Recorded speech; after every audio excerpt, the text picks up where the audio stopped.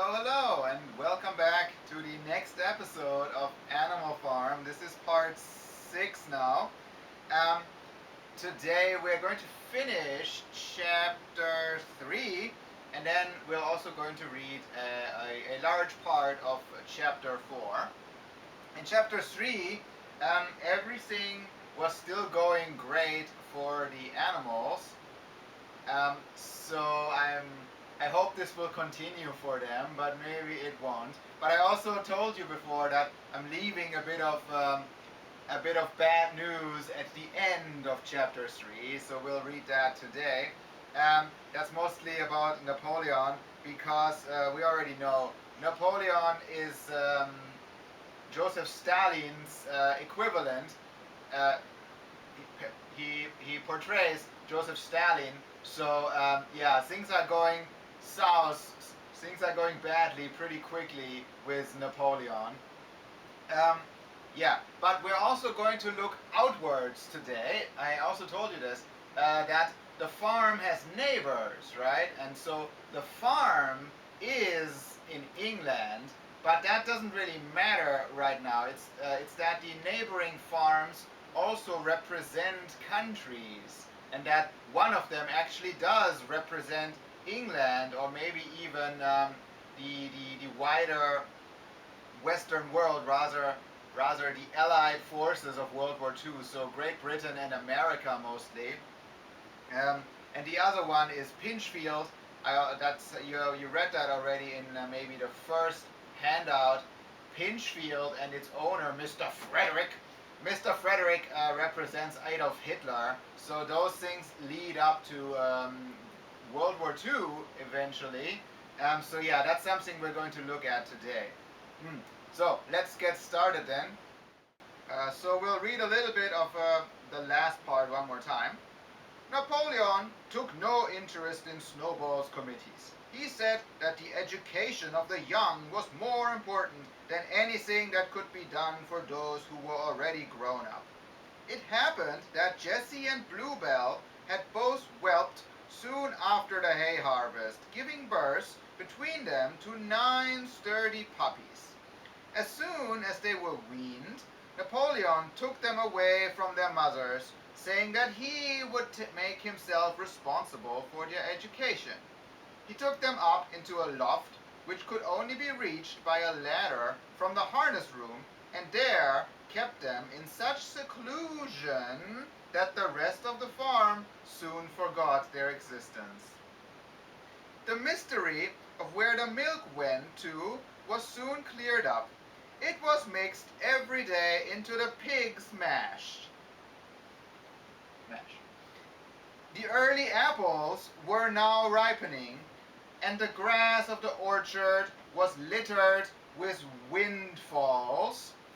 The animals had assumed, as a matter of course, that these would be shared out equally. One day, however, the order went forth that all the windfalls were to be collected and brought to the harness room for the use of the pigs. At this, some of the other animals murmured, but it was no use. All the pigs were in full agreement on this point, even Snowball and Napoleon. Squealer was sent to make the necessary explanations to the others. "Comrades," he cried, "you do not imagine, I hope, that we pigs are doing this in spite of selfishness and privilege. In spirit of selfishness and privilege, many of us actually dislike milk and apples. I dislike them myself.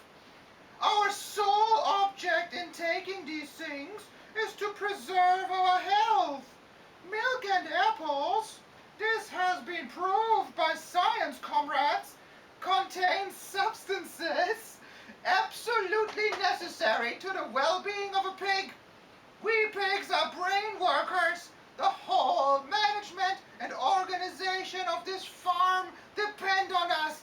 Day and night, we are watching over your welfare.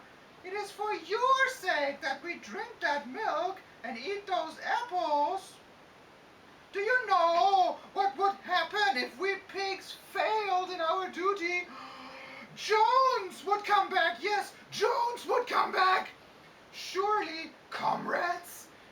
cried Squealer, almost pleadingly, skipping from side to side and whisking his tail. "Surely there's no one among you who wants to see Jones come back."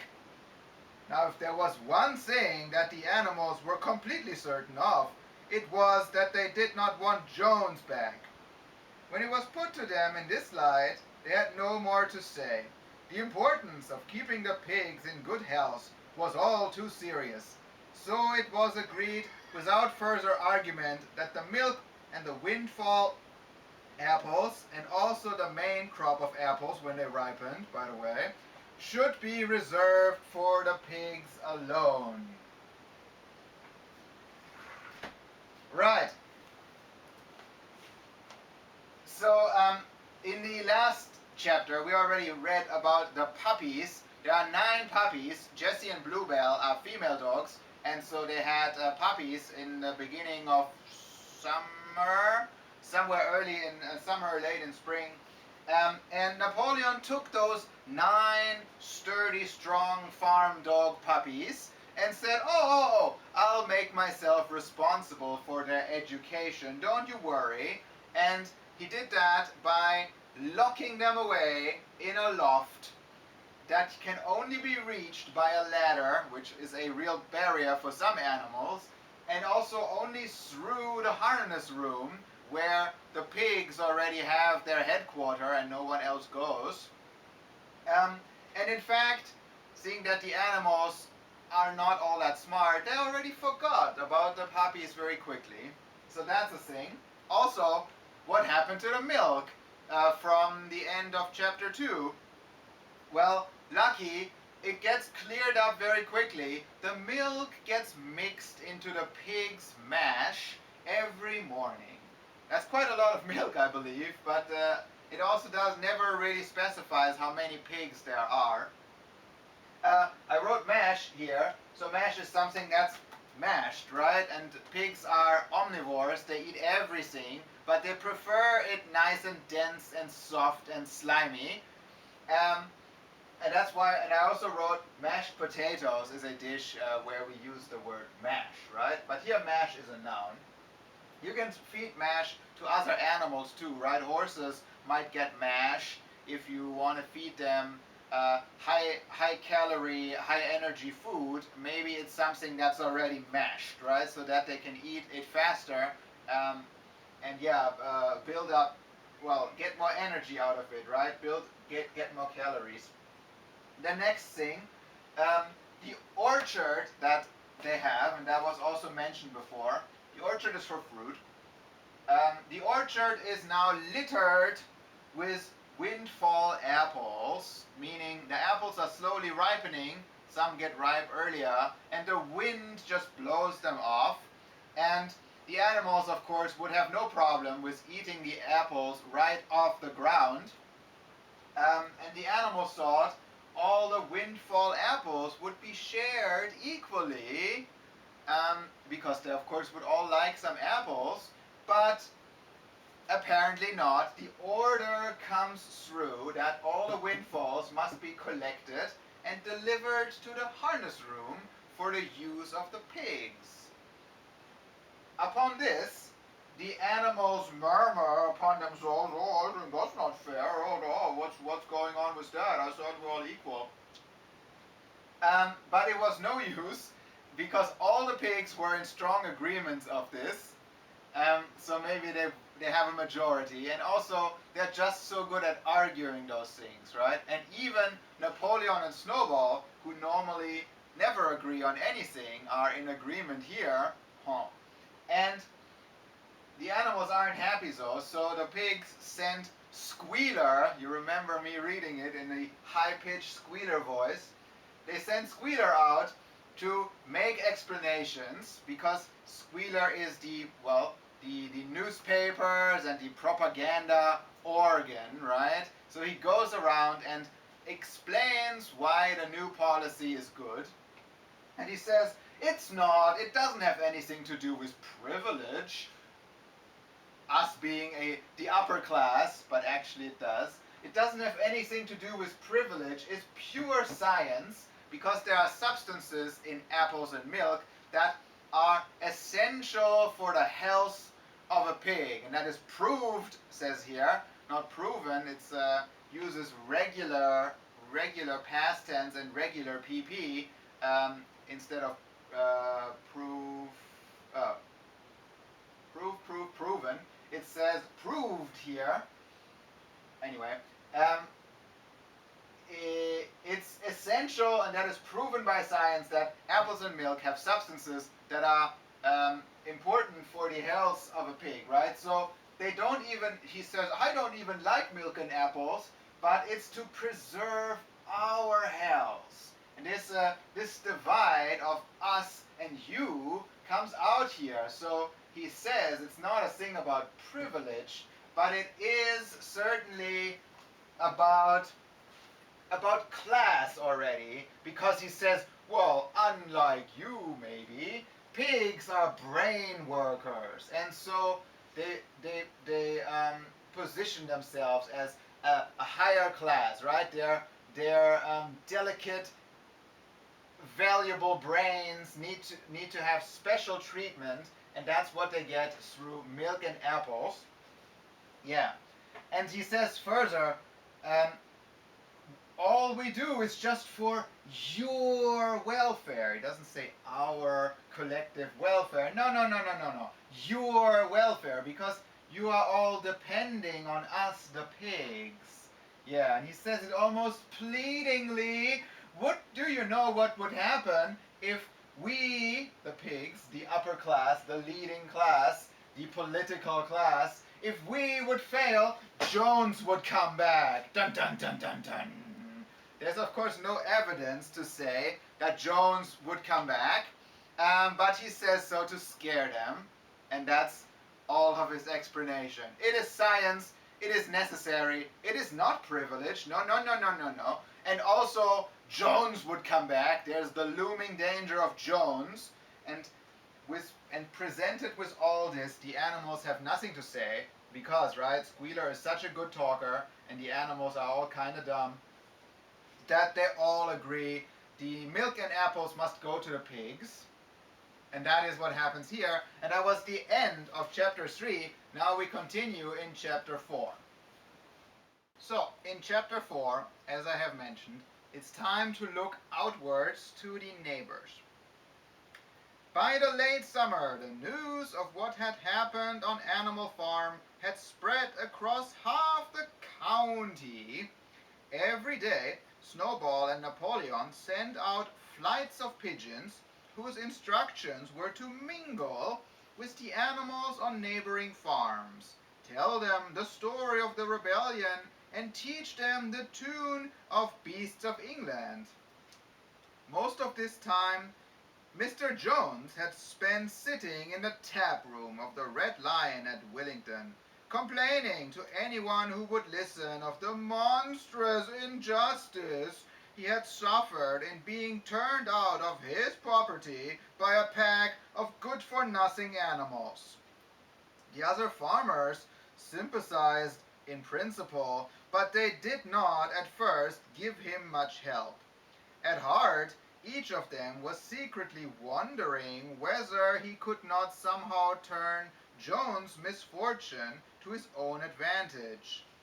It was lucky that the owners of the two farms which adjoined Animal Farm were on permanently bad terms.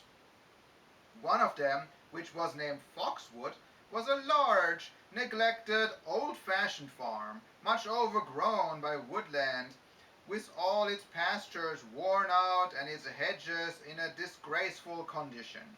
Its owner, Mr. Pilkington, was an easy-going gentleman farmer who spent most of his time in fishing or hunting according to the season. The other farm, which was called Pinchfield, was smaller and better kept. Its owner was a Mr. Frederick, a tough, shrewd man perpetually involved in lawsuits and with a name for driving hard bargains.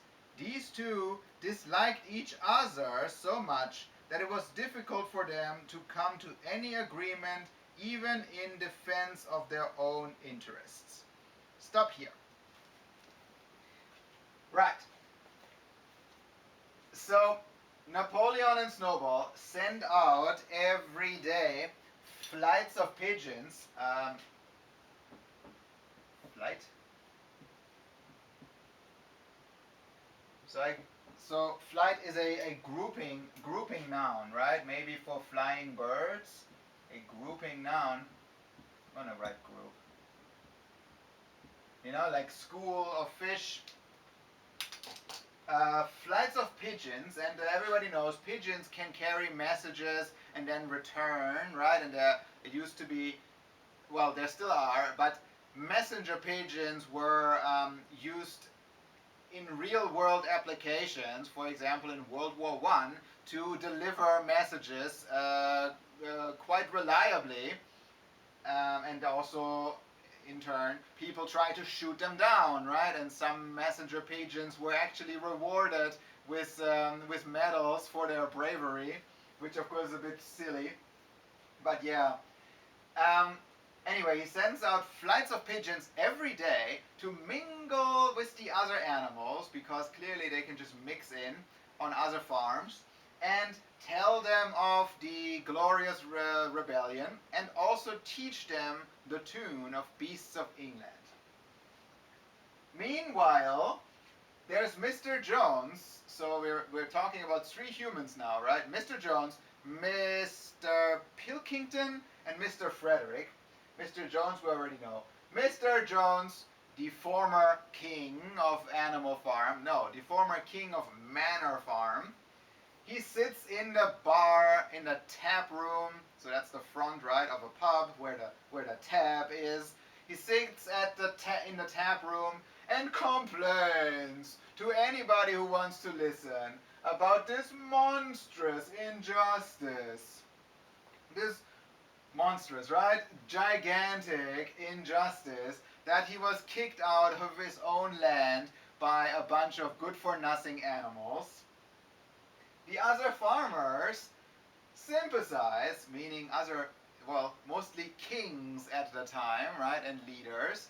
The other farmers sympathized in theory, but didn't want to help him or do anything. Just like no one wanted to help the Tsar after the Russian Revolution. During. They sympathize in theory, but really they're all thinking of their own advantage. If they couldn't maybe turn Mr. Jones's misfortune into their own advantage, it says here. They were secretly wondering whether they could not somehow turn Jones's misfortune to their own advantage. Right. Then, so that's about Jones. Jones doesn't do anything currently, and he can't because no one wants to help him. Then we'll talk about Foxwood.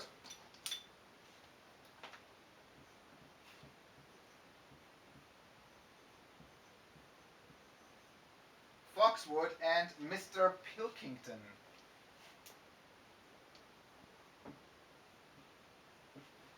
Pilkington. This. And that's somehow trying to resemble a very British name, right? A very old-fashioned British name, Pilkington. And so that's because Foxwood represents Great Britain.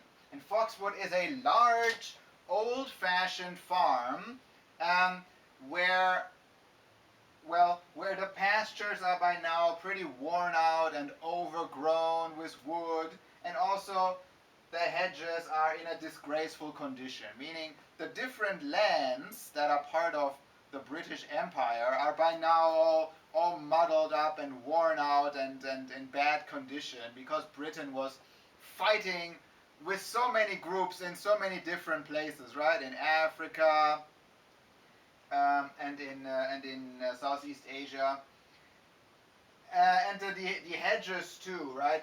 Its borders are constantly under threat from everybody. Like what happened to Russian America? Is that correct?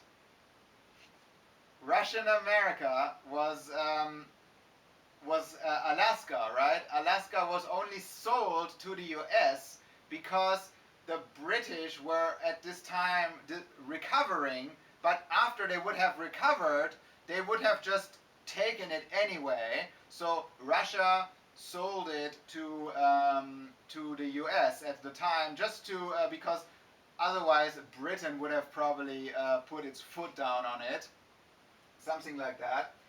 Yeah, anyway, and Mr. Pilkington is an easygoing gentleman farmer, meaning the British upper class mostly minds its own business and goes fishing and hunting, and is just very self-serving. Yeah, I mean, you have to know that this is the meaning here. They'll explain it a little bit further later, right, in what Mr. Pilkington and Mr. Frederick are doing. But so, Mr. Frederick, because Mr. Frederick, who is based on Adolf Hitler, is a shrewd little man. Well, it doesn't say little, but he's a shrewd. So shrewd we heard before, right? Shrewd is clever, but in a mean way. Shrewd. Shrewd is adjective. Clever, but in a mean fashion, like like in business, right? And so it says, Mr. Frederick is a tough, shrewd man, perpetually involved in lawsuits, always involved in lawsuits, and with a name for driving hard bargains. Because, right, Germany forced some of its neighbors to just join into the Reich, and so hard bargain. And so these two dislike each other so much that they never agree on anything. But that also is good for Animal Farm. It's being unbothered for the time being. Yeah, that's all in here. Let's move on. So about Mr. Pilkington and Mr. Frederick, however, nevertheless, they were both sorely frightened by the rebellion on Animal Farm and very anxious to prevent their own animals from learning too much about it. At first, they pretended to laugh, to scorn the idea of animals managing a farm for themselves. The whole thing would be over in a fortnight, they said. They put it about that the animals on the manor farm, they insisted on calling it the manor farm, they would not tolerate the name Animal Farm, were perpetually fighting among themselves and were also rapidly starving to death. When time passed and the animals had evidently not starved to death, Frederick and Pilkington changed their tune and began to talk of the terrible wickedness that now flourished on Animal Farm. It was given out that the animals there practiced cannibalism, tortured one another with red-hot horseshoes, and had their females in common. This was what came of rebelling against the laws of nature, Frederick and Pilkington said. Stop here. It's a shorter part, but there's lots and lots in here that Frederick and Pilkington are doing and saying. So, nevertheless, they are fighting all the time, and they don't like each other. Nevertheless, they are very frightened and anxious about what's going on Animal Farm, and they would like their own animals not to learn too much about that. So, yeah. Yeah, okay. It's a bit weird, right? That we always have to discern if the animals are just animals or if they really are clever and can organize in such a way, right? So here, apparently, Mr. Pilkington and Mr. Frederick do believe the animals, their own animals, could organize themselves also. So they are very frightened and anxious, and they want their animals not to learn too much. However, they must first preserve their belief of superiority, and they pretend ha ha ha ha ha ha to laugh. Only that's to scorn even the idea that animals could manage themselves. Ha ha, that's so silly. And all of this, they said, would be over in a fortnight. A fortnight is 2 weeks' time. Um, but so it didn't finish in a fortnight.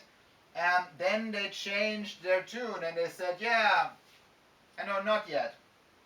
They said it would all be over in a fortnight, and right now the animals just fight and fight and fight and fight within each other and within the group, and it'll never end, and they'll just starve to death very soon. That's because the Russian Revolution was not a very clean revolution, right? There was a lot of infighting of different, well, mostly Marxist groups, but also other groups. And yeah, it took like, what, 4 years?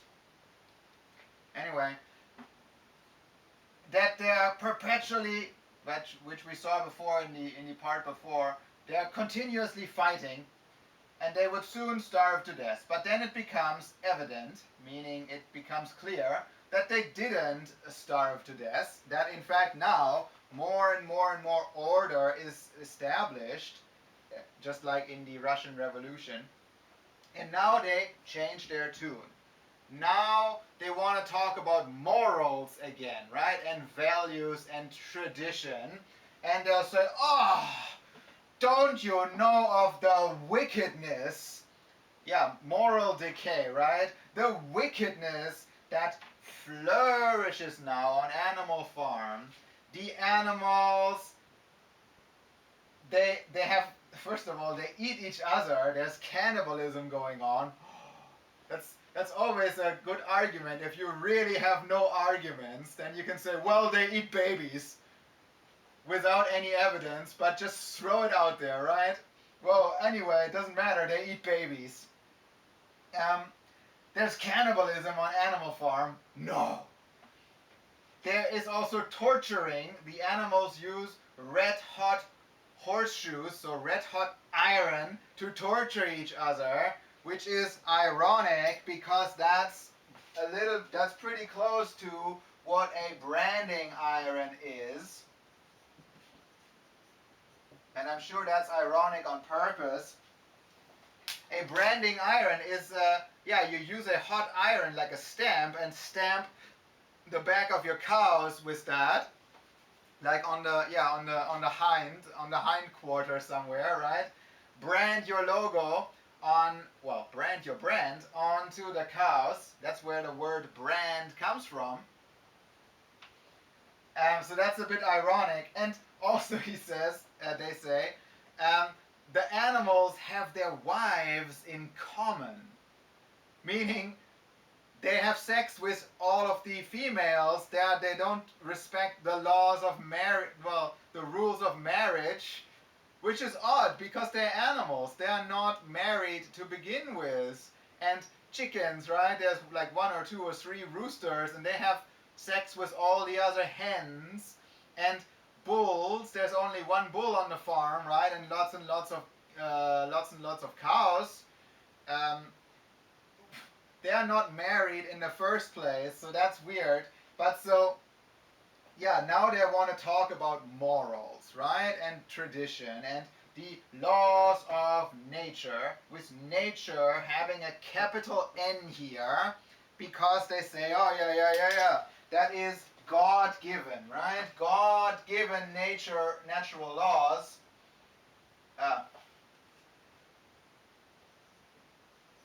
And so, really, that's the argument again of the royalists. The royalists say, well, this doesn't need a capital letter. But the royalists are so strongly believing in kings, right? Because they say that's what God wants. The kings and queens, mostly kings, the kings are put into their place by God themselves, right? And even the bishops or the pope or whatever, they agree and they make them kings, right? The kings rule with God's agreement, and that's the strong argument of the royalists, right? That this is the order that God wants there to be. Yeah. And so it's a very ironic part, right? In that first they scorn and laugh, and then they want to talk about morals, and the things they talk about aren't really even very clever, right?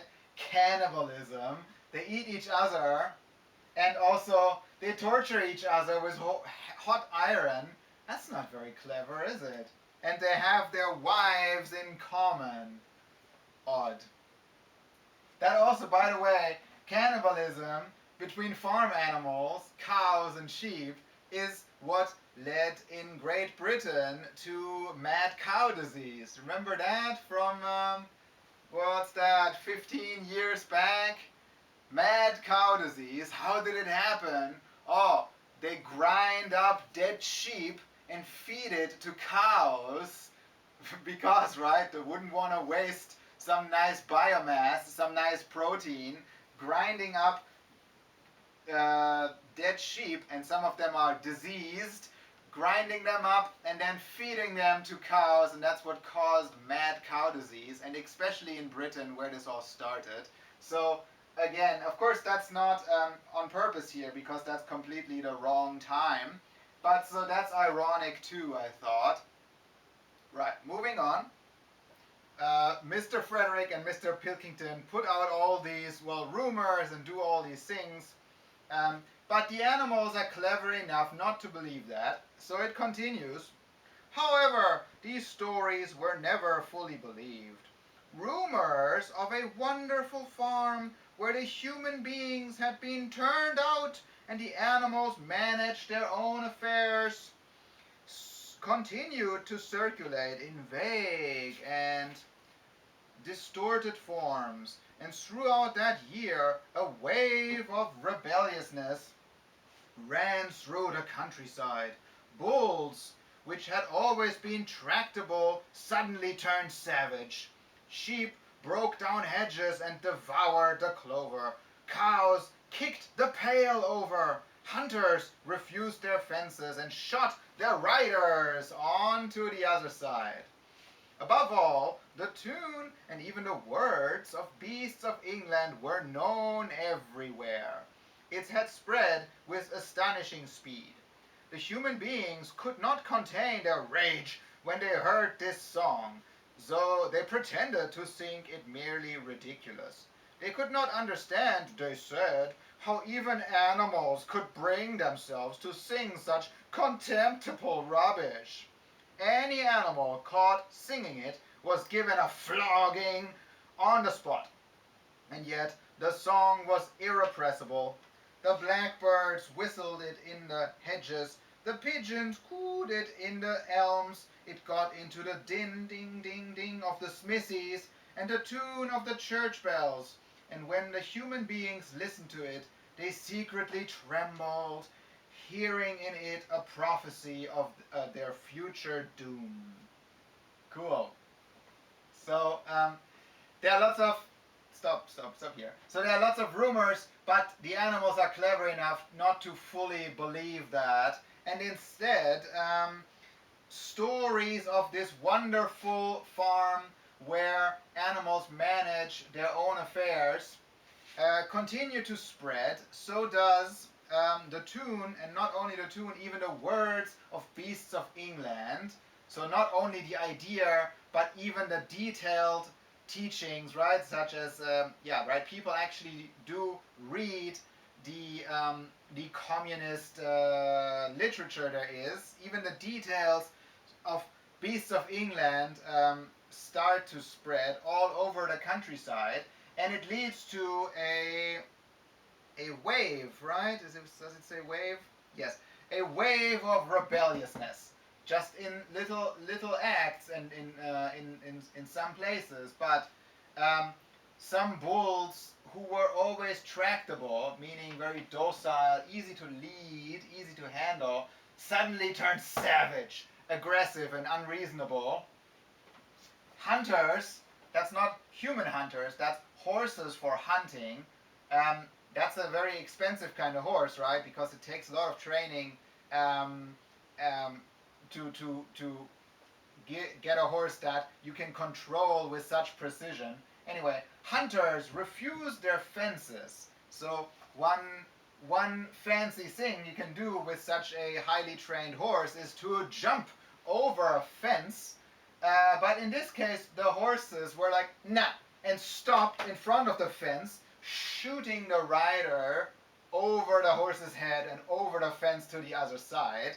You can easily break your neck that way. Not as a horse, as a human. That's what it says. Hunters refused their fences to jump over. Um, um, um, um, and cows kicked over the pail. Pail is the bucket that has the milk in it. Um, yeah. And some sheep broke down their little fences too, and all of that happened. Um, and even and more so, the song Beasts of England. The song was irrepressible. Shoot, repress being pushed, well, being forbid, right, and pushed down and hammered down. But it was irrepressible, couldn't be done. The Some birds were singing it in the trees. Some other birds were singing it in the hedges, being the borders, right? Again, we saw that before. Hedges being the borderlands. And it even got into industry and church, being the industry, the din of the smithies. So smithy is a symbol for industry, right? Especially with the hammer. In communist context, the hammer is industry. Din is this sound, right? Ding, ding, ding of the hammering. The song even got into this sound, and even into the church bells ringing. So, yeah, that's the thing. And the farmers all secretly, without telling it or showing it, tremble because in the song they hear a prophecy of their future doom. That is because it clearly is, right? Beasts of England is a prophecy that soon animals will be alone in England, everything will be better, and humans will be gone. And that is so human doom, downfall, right? Yeah, downfall. Moving on, this is the last part. Now we have learned that the other farmers pretend they're not scared, they'll pretend to laugh, but secretly they are trembling and they they flog the animals for even knowing the song, right? I think I forgot to go over that. Flogging is beating, right? Severely as a punishment with a stick or a whip. So even though for singing you would receive a flogging on the spot, right here and there, no questions asked, right? So that would mean that probably the humans are going to do something, right? They pretend they're not worried, but they are. So they are going to do something, and this is now in this last part. It's a short part, and so it goes. Early in October, when the corn was cut and stacked, and some of it was already threshed, a flight of pigeons came whirling through the air and alighted in the yard of Animal Farm. In the wildest excitement, Jones and all his men, with half a dozen others from Foxwood and Pinchfield, had entered the 5-barred gate and were coming up the cart track that led to the farm. They were all carrying sticks, except Jones, who was marching ahead with a gun in his hand. Obviously, they were going to attempt the recapture of the farm. Dun dun dun dun dun. Jones is back, and so we're going to stop here again on a cliffhanger, right? What's going to happen? Are the animals going to be victorious again, or is Jones going to recapture the farm? Well, tune in again next week if you want to know. But first, about the vocabulary, right? So we learned before that the threshing, that's beating out the seeds of the grain, um, that was difficult for the animals with the corn because the farm doesn't have a threshing machine.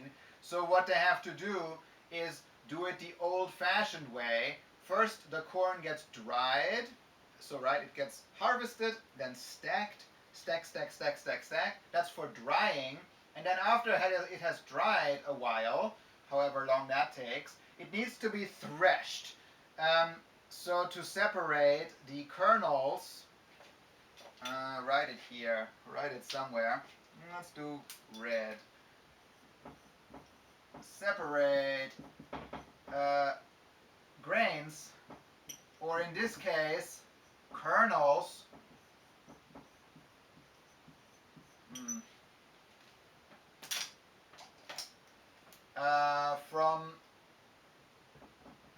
from stalks. So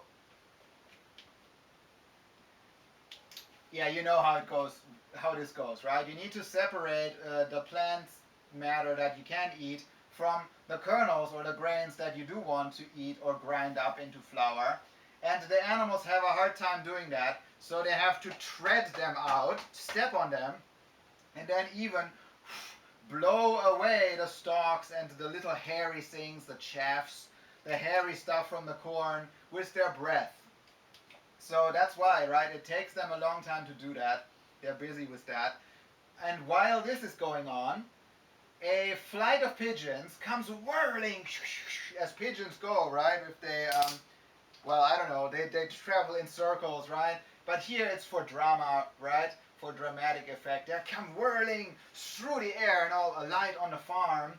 Um, and they say, Jones and all of his men. So Jones had 4 men, I believe. Was it? Or 5? Jones and all of his men are back, and they brought half a dozen others. That's 6, right? A dozen is 12. So they brought 6 others from Pinchfield and Foxwood, wouldn't you know it?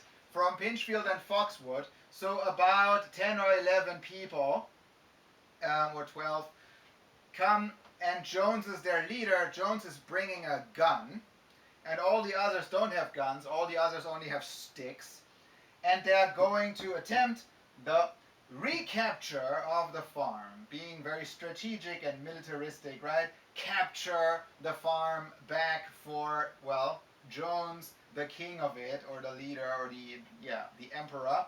And so Foxwood and Pinchfield did, in the end, help Jones and send a few people to help him. And now he's here. He's coming up the cart track, and now the animals have to deal with that. Nevertheless, this is where we are going to stop today. As I have said, now I want you to worry and wonder what will happen in the confrontation with Jones. And I'm going to read the whole part for you again. It's a bit of a shorter part today, but there was lots of explanation. Ready? All right, one more time, and that is the end of chapter 3, and then about half of chapter 4. Napoleon took no interest in Snowball's committees. He said that the education of the young was more important than anything that could be done for those who were already grown up. It happened that Jessie and Bluebell had both whelped soon after the hay harvest, giving birth between them to 9 sturdy puppies. As soon as they were weaned, Napoleon took them away from their mothers, saying that he would make himself responsible for their education. He took them up into a loft which could only be reached by a ladder from the harness room, and there kept them in such seclusion that the rest of the farm soon forgot their existence. The mystery of where the milk went to was soon cleared up. It was mixed every day into the pigs' mash. The early apples were now ripening, and the grass of the orchard was littered with windfalls. The animals had assumed, as a matter of course, that these would be shared out equally. One day, however, the order went forth that all the windfalls were to be collected and brought to the harness room for the use of the pigs. At this, some of the other animals murmured, but it was no use. All the pigs were in full agreement on this point, even Snowball and Napoleon.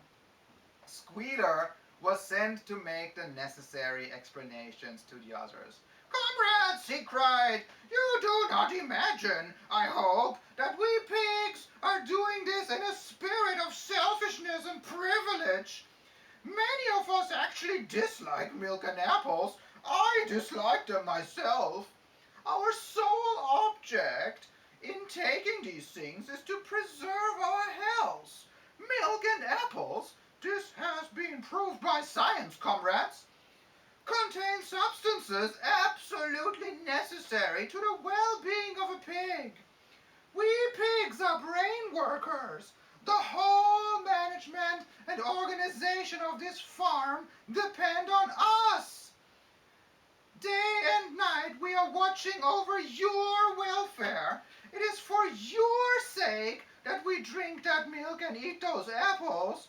Do you know what would happen if we pigs failed in our duty? Jones would come back. Yes, Jones would come back. Surely, comrades," cried Squealer almost pleadingly, skipping from side to side and whisking his tail. "Surely there is no one among you who wants to see Jones come back." Now, if there was one thing that the animals were completely certain of, it was that they did not want Jones back. When it was put to them in this light, they had no more to say. The importance of keeping the pigs in good health was all too obvious. So it was agreed, without further argument, that the milk and the windfall apples, and also the main crop of apples when they ripened, should be reserved for the pigs alone. Chapter 4. By the late summer, the news of what had happened on Animal Farm had spread across half the county. Every day, Snowball and Napoleon sent out flights of pigeons whose instructions were to mingle with the animals on neighboring farms, tell them the story of the rebellion, and teach them the tune of Beasts of England. Most of this time, Mr. Jones had spent sitting in the tap room of the Red Lion at Willington, complaining to anyone who would listen of the monstrous injustice he had suffered in being turned out of his property by a pack of good-for-nothing animals. The other farmers sympathized in principle, but they did not at first give him much help. At heart, each of them was secretly wondering whether he could not somehow turn Jones' misfortune to his own advantage. It was lucky that the owners of the two farms which adjoined Animal Farm were on permanently bad terms. One of them, which was named Foxwood, was a large, neglected, old-fashioned farm, much overgrown by woodland, with all its pastures worn out and its hedges in a disgraceful condition. Its owner, Mr. Pilkington, was an easy-going gentleman farmer who spent most of his time in fishing or hunting according to the season. The other farm, which was called Pinchfield, was smaller and better kept. Its owner was a Mr. Frederick, a tough, shrewd man, perpetually involved in lawsuits and with a name for driving hard bargains. These two disliked each other so much that it was difficult for them to come to any agreement, even in defense of their own interests. Nevertheless, they were both thoroughly frightened by the rebellion on Animal Farm, and very anxious to prevent their own animals from learning too much about it. At first, they pretended to laugh, to scorn the ideas of animals managing a farm for themselves. The whole thing would be over in a fortnight, they said. They put it about that the animals on the manor farm, they insisted on calling it the manor farm, they would not tolerate the name Animal Farm, were perpetually fighting among themselves and were also rapidly starving to death. When time passed and the animals had evidently not starved to death, Frederick and Pilkington changed their tune and began to talk of the terrible wickedness that now flourished on Animal Farm. It was given out that the animals there practiced cannibalism, tortured one another with red-hot horseshoes, and had their females in common. This was what came of rebelling against the laws of nature, with a capital N, Frederick and Pilkington said. However, these stories were never fully believed.